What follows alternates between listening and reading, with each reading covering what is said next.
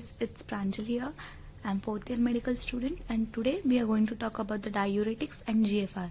As we all know, GFR is a 120 ml, but we never think that why it is 120 ml only.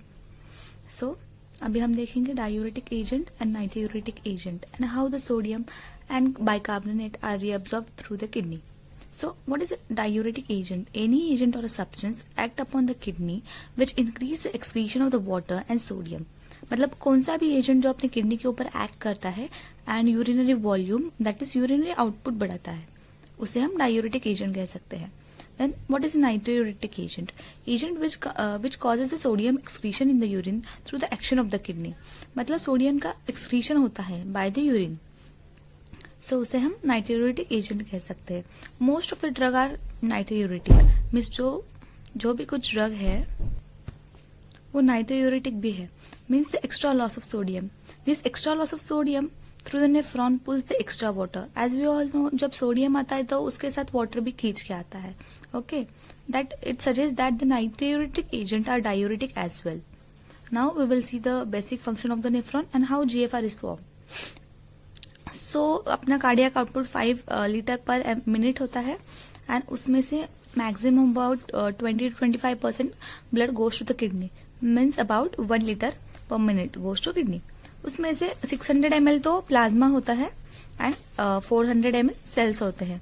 Okay, out of that 600 ml 20% filtered by the Bowman's capsule. So means 600 ml का 20% approximately 120 ml होगा.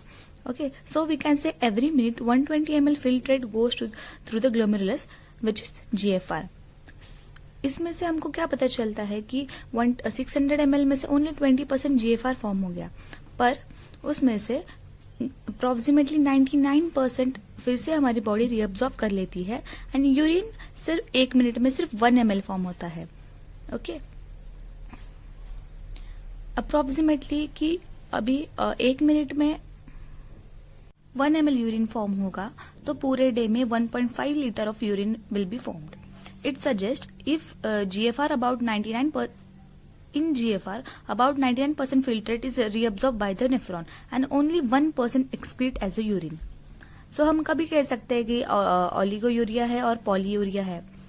Normal range हमको पता है कि 1.5 litre per day है. फिर urinary output 500 ml से कम हो गया तो उसे हम ओलिगोयूरिया कह सकते हैं. एंड यूरिनरी आउटपुट 3500 ml मतलब अप्रोक्सीमेटली 3.5 लीटर से होल डे में ज्यादा हो गया तो उसे हम पॉलीयूरिया कह सकते हैं. ओके, एनी ड्रग और agent which has a capacity to convert the 1 ml of urinary output into the 5 ml is called as a powerful diuretic. मतलब हमको पता है कि यूरिन पर मिनट 1 ml फॉर्म होता है. So any drug which causes the urinary output of 5 ml per minute, so we can say it is a powerful diuretic. अभी हम ये अल्ट्रा स्ट्रक्चर देखेंगे. These are a PCT cell. I just zoom in this PCT cell and make it bigger so we can understand. This side of the PCT cell is called the luminal side of the cell. Okay, and this side of a cell is called as the basolateral side of the cell. Means ये पूरी जो side है ना, ये इधर से इधर तक, ये बेजोलैटरल साइड है और ये लूमिनल साइड है. These cells are very packed with each other. Okay, but there is a specific protein present between this PCT cell and I draw here one pink color protein which see its function later. So अभी हमने देखा कि basolateral side and luminal side होते हैं. तो basolateral side and luminal side have a different function for the sodium reabsorption. Along with the sodium, other substances like bicarbonate and chloride also absorb through the reabsorption. Bicarb का formula HCO3 minus. Whenever we take one sodium in, throws one proton out, that is in a PCT lumen. It is called as sodium proton exchanger. Let me explain over here this diagram. If our body absorb the sodium, it throws the proton outside. Okay. All the nephron cell nephron cell are poor in sodium because there is a special transporter or exchanger at a basolateral side which is we called as a sodium potassium transporters. These are present only at the basolateral side. Means आप देख रहे हो, these are our PCT cell and these are our specific transporter which is present at the basolateral side. और ये transporter क्या करते हैं, जब हम 3 सोडियम आयन सेल बाहर भेजती है तो 2 पोटेशियम आयन अंदर लेती है। So they are energize by the ATP. मतलब दीज पंप्स, जो ये सोडियम पोटेशियम ट्रांसपोर्टर्स है, वो एटीपी के वजह से एनर्जाइज होते हैं। When this transporter utilize the one molecule of ATP, every time they throw the 3 sodium out of the cell। मतलब ये जो मॉलिक्यूल जब 1 ATP यूटिलाइज कर लेते हैं तब 3 सोडियम को बाहर भेज देते हैं और 2 पोटेशियम आयन अंदर लेते हैं, okay, from interstitial fluid. These cells are called as the sodium potassium pump और sodium potassium ATPases। They are present at the all, मतलब ये जो ट्रांसपोर्ट होते हैं ये पूरे बेसोलैटरल साइड के ऊपर प्रेजेंट होते हैं। तो इसकी वजह से क्या होता है, जो पीसीटी सेल होती है वो पोटेशियम रिच हो जाती है, क्योंकि इवेंचुअली हम 3 सोडियम भेज रहे पर सेल के अंदर तो 2 ही पोटेशियम आ रहे ना। So cell become the K+ rich and poor in sodium, so that we can say easily take the sodium in. मतलब यहाँ पे सोडियम की डेफिशिएंसी होगी तो ये सेल इजिली सोडियम को कैच कर पाएगी, okay, from the lumen. Na is a polar and it can't go out by just simple diffusion, so it has this pump. तो अभी आगे क्या होता है, जब सोडियम अंदर आता है तो अपनी cell PCT cell proton ion को बाहर भेज देती है सेल के। तो एज वी ऑल नो कि सोडियम के साथ बाइकार्बोनेट एंड क्लोराइड भी रीअब्सॉर्ब होते हैं। तो यहाँ पे एक रिएक्शन होती है, that is a proton fuses with the bicarbonate which gives a carbonic acid. तो ल्यूमेन में कार्बोनिक एसिड फॉर्म होता है। This is constantly produce, okay, ये कॉन्स्टेंटली अपने ल्यूमेन में प्रोड्यूस ही होता है। The enzyme called the carbonic anhydrase, which is present in the luminal site, break the carbonic acid। अभी हमको पता है ये कार्बोनिक एसिड फॉर्म हो गया, इसके ऊपर एक एंजाइम होता है carbonic anhydrase which act upon the carbonic acid. देखो अभी ये है अपना कार्बोनिक एसिड, उसके ऊपर enzyme carbonic anhydrase form act किया तो वाटर एंड CO2 फॉर्म हो गया, okay, water and CO2 is form. CO2 concentration is now high in the luminal side. अभी ये कंटिन्यूसली CO2 फॉर्म ही होता है यहाँ पे, तो CO2 concentration become high in this luminal area, so the cell get easily absorb and ये CO2 होता है वो लिपिड सोल्यूबल होता है, so that it can easily goes into the PCT cell. Now cell receive the more CO2, okay. अभी यहाँ पे ज्यादा फॉर्म हो रहा है तो सेल ऑब्वियसली ज्यादा ही एब्जॉर्व करेगी और सेल खुद का भी CO2 बनाती है।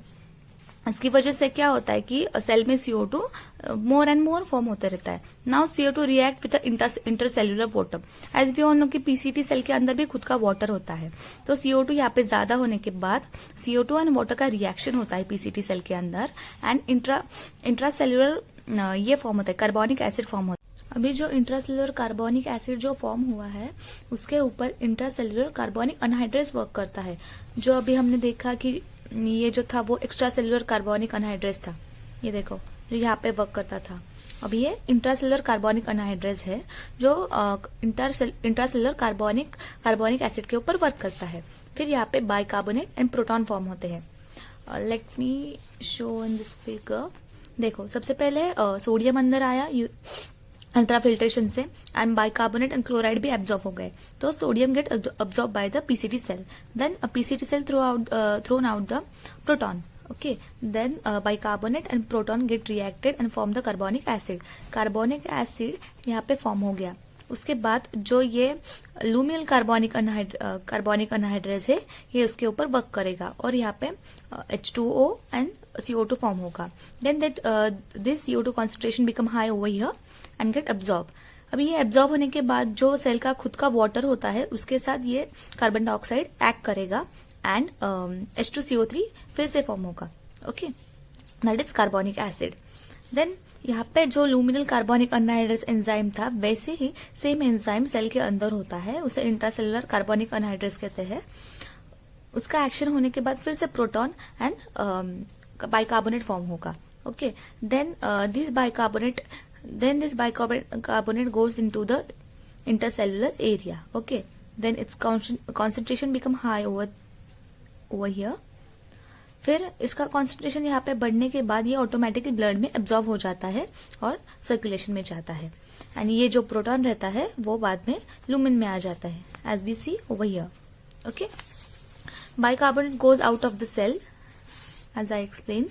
Okay, bicarbonate goes out of the cell through the special exchanger with the chloride. Okay, यहाँ पे ना स्पेशल एक्सचेंजर होता है क्लोराइड के साथ,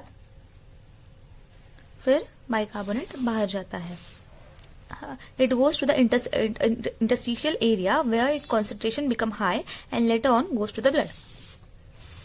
Then what is a diuretic, or what is the role of diuretic over here? Now suppose we have a drug which is a diuretic and specially disturbed. Okay, मतलब यहाँ पे जो drug है वो कहाँ पे एक्ट करेगा, जो हमारा कार्बोनिक अनहाइड्रेज है. ओके, यहाँ पे एक्ट करेगा. ओके, और दोनों कार्बोनिक एनहाइड्रेस के ऊपर इंट्रासेल्युलर एंड एक्स्ट्रासेल्युलर इज लूमिनल. तो क्या होगा, जब डायूरेटिक एजेंट इसके ऊपर एक्ट करेगा तब ये पूरा मैकेनिज्म स्टॉप हो जाएगा. और ये पूरा मैकेनिज्म स्टॉप हो जाएगा तो ये जो प्रोटॉन है वो बाहर आएगा क्या? नहीं, प्रोटॉन बाहर नहीं आएगा तो सोडियम ऑब्वियसली एब्जॉर्ब नहीं होगा और अपने यूरिन में सोडियम का एक्सक्रीशन बढ़ जाएगा. Eventually CO2 and water is can't go from the. So according to this, ये प्रोटॉन बाहर तो नहीं आएगा सेल के, क्योंकि ये सोडियम प्रोटॉन जो पंप है और एक्सचेंजर है वो वर्क ही नहीं करेगा, क्योंकि ये सब रिएक्शन नहीं होंगे. सो इट सजेस्ट दैट जो सोडियम है वो इवेंचुअली यूरिन में चला जाएगा and it produce some degree of natriuresis. So thank you guys for watching my video. If you have any doubts then please let me know in the comments below. Thank you.